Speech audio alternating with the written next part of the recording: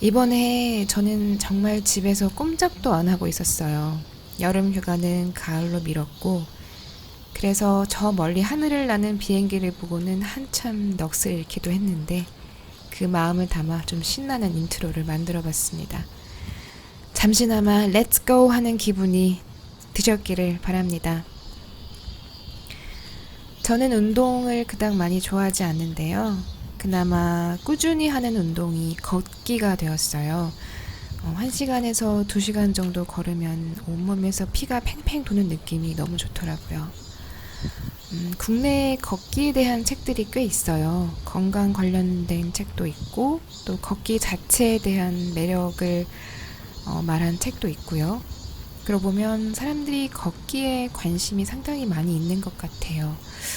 혹시 걷기 관련해서 재미있는 책 있으시면 저한테 추천 부탁드리겠습니다.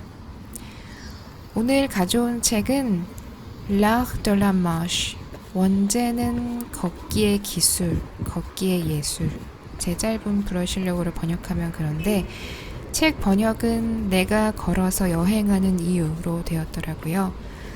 뭔가 큰 주제가 없어 보여서 무겁지 않은 것 같아 읽은 책입니다.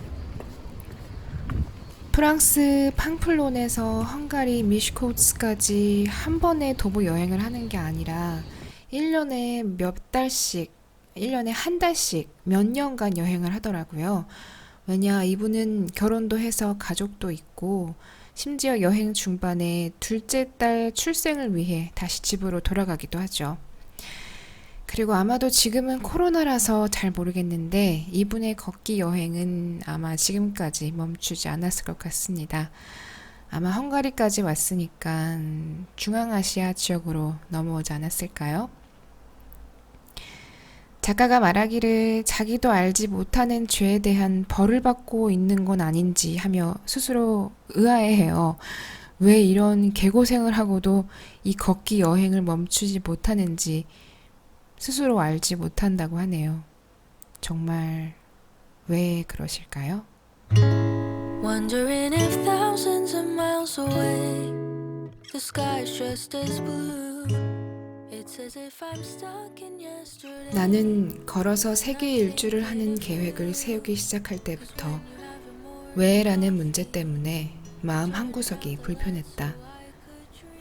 왜라는 질문의 답을 찾지 못한 것 같아 나 자신에게도 잘 와닿지 않았기 때문이다. 사람들은 나에게 그렇게 긴 도보 여행을 하는 목적이 무엇이냐고 물었다.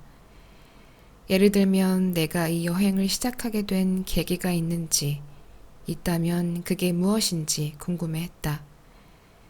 세계 평화를 위해 고문에 반기를 든다는 의미로 걸어야 할 것 같았다. 평화를 장려하고 고문을 비난하기 위해서 말이다.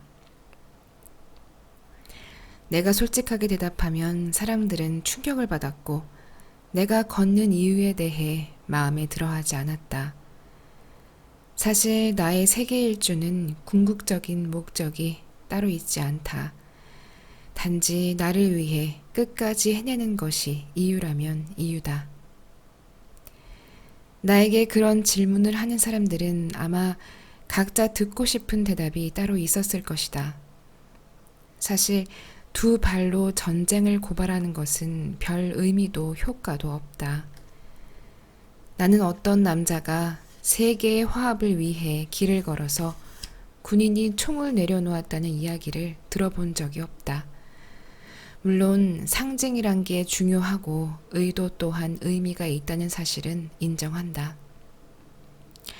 어쨌든 아무 이유 없이 걷는다는 나의 대답에 사람들은 나를 나무랐다. 처음부터 아무런 의도 없이 시작했던 것은 아니었다. 계획할 때는 내가 왜 세상에 오솔길 위로 나서게 되었는지 그 이유에 대해 글로 써보려고 노력도 했다. 그때 썼던 글이 한 인터넷 사이트에 서문으로 올라있기도 하다.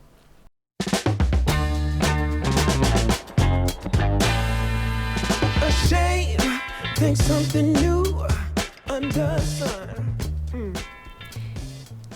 계획 초기에 떠올렸던 고차원적 의미의 여행은 이제 포기했다.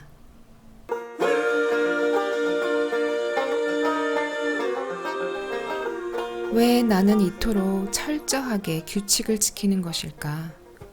자동차에 올라타는 게 좋은 만남의 기회가 될 수도 있을 텐데 왜 이렇게 고집을 피우는 걸까? 여기에는 약간의 자존심도 작용한다. 진행 방향을 정하고 그 뱃머리의 기수가 다른 사람이 아닌 내가 되고 싶다. 많은 노력을 해야 하고 많은 에너지를 써야 할지라도 바람에 맞서 허리를 숙인 채 걷고 많은 장애물에 조금 뒤처지고 시련이 있더라도 땅에 내가 직접 나의 흔적을 새기는 것, 그래야 나다운 세계의 일주를 할 수 있기 때문이다. 모험에서 지름길과 도구를 많이 허용할수록 근사치에만 겨우 맞추면 그만인 여행을 할수록 정말 얻어야 할 소금을 잃게 된다. 땀을 흘리지 않고 피곤도 느껴보지 못하고 몇 킬로미터 더 걸어보지 않고 어둠 속을 걸어보지도 않고 몰아치는 비바람을 맞아보지도 않는다면 무슨 소용이 있겠는가? 나에게 있어 최악의 상황이란 어깨에 커다란 배낭을 맨 채로 진흙탕 속을 걷는 게 아니다. 내가 나약했는지, 내가 눈 가리고 아웅했는지, 또는 근육을 더 긴장시키고 힘을 내야 하는 순간에 그만 포기해버리고 말았는지 뒤돌아볼 때 내 의식 속에서 비난의 소리가 들려오는 순간이다. 나의 한계를 아는 것, 어떻게든 끝까지 가봄으로써 직접 한계를 느껴보는 것이야말로 내 모험의 첫 번째 목적이다.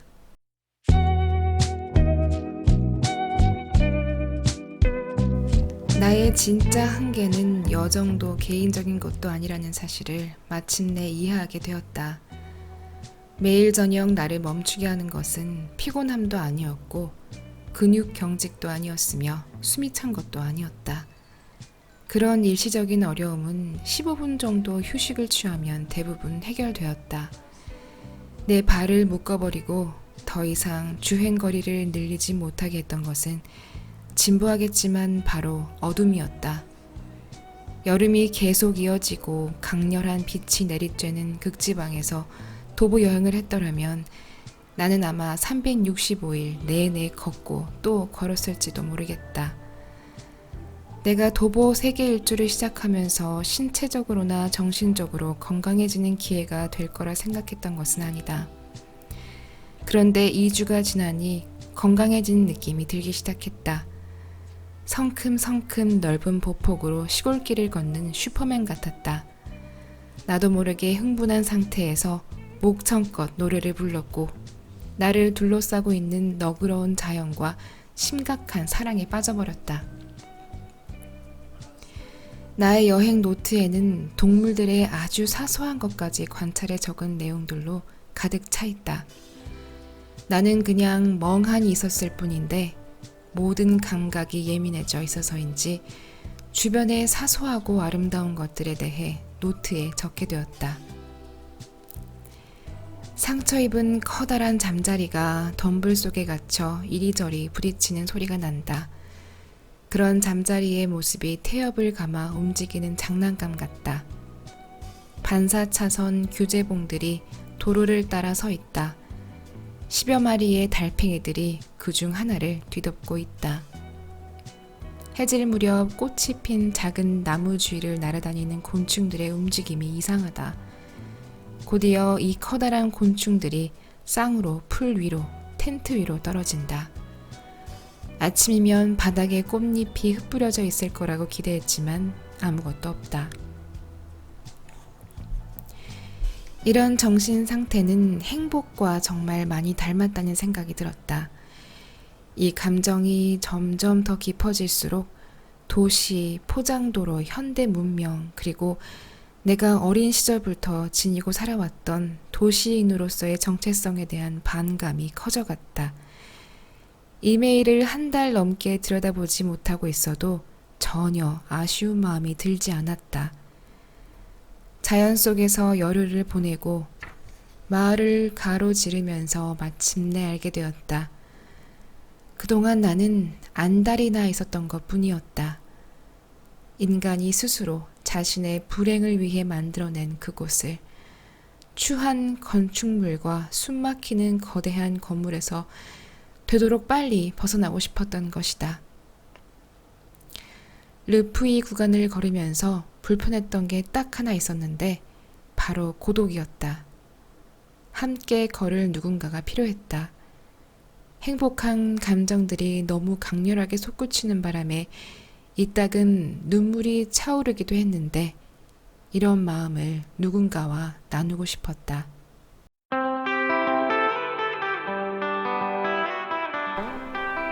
뒤늦은 시기에 모험이 나를 덥석 붙들었다. 모험을 즐기는 사람들조차도 조금 침착해지는 시기에 나는 오히려 반대였다.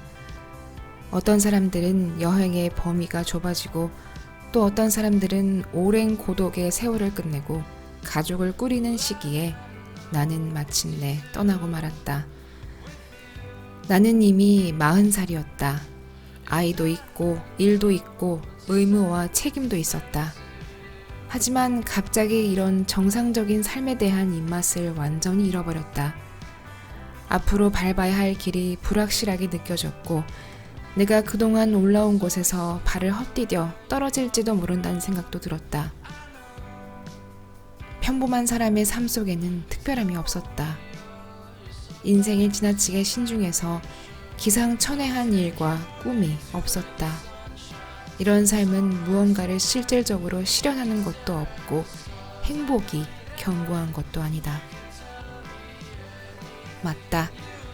나는 떠났다. 그리고 한동안 돌아오지 않았다. 걷기에 대한 대부분의 책들은 이미 완성된 모험에 대해 이야기한다. 하지만 여러분들이 이 책을 읽을 때에도 나의 모험은 끝나지 않았을 것이다. 그때쯤 나는 지도 위 어디쯤 있을까? 아마 러시아의 스텝 지역 한가운데 있을지도 모르고 아메리카 흑공과 맞닥뜨려 방울을 울리고 있을지도 모른다. 그리고 어쩌면 몽골의 고원을 공략하거나 야크 고기와 역한 버터로 영양실조에 시달리고 있을지도 모른다. 궁극적으로 풍경은 별로 중요하지 않다. 생각할 건 바로 나의 열정에 내가 응답을 했느냐, 하지 않았느냐다. 나에게 다리가 있는 한, 심호흡할 수 있는 폐가 있는 한, 나는 세계를 탐험하고 싶을 것이다. 행동하지 않으면 한낱 꿈일 뿐이고 가능성으로밖에 끝나지 않는다. 나는 범위가 고정되어 있지 않는 약속을 계속해서 실현하고 싶다.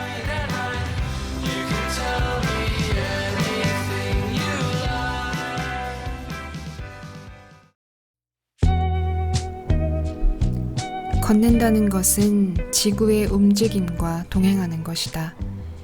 어떻게 보면 천체가 추는 춤에 끼어드는 것이고 우주 안에서 함께 어울리는 것이다. 반대로 움직이지 않고 있는 것은 중력의 굴레에 얽매이는 것이며 우주의 힘이 자신을 내리누르도록 내버려 두는 것이며 수동적으로 그 힘에 어쩔 수 없이 따르는 것이다. 이 대목에서 얼른 옷을 차려입고 운동을 하러 나갔었죠. 이제 조금씩 여름의 이별이 느껴집니다. 밤에는 좀 선선하죠. 벌레가 우는 소리도 많이 들리고요. 뜨거웠던 낮을 피해 밤의 공기를 조금씩 맞이하면 어떨까 싶네요. 저도 밤 산책을 하러 나가겠습니다.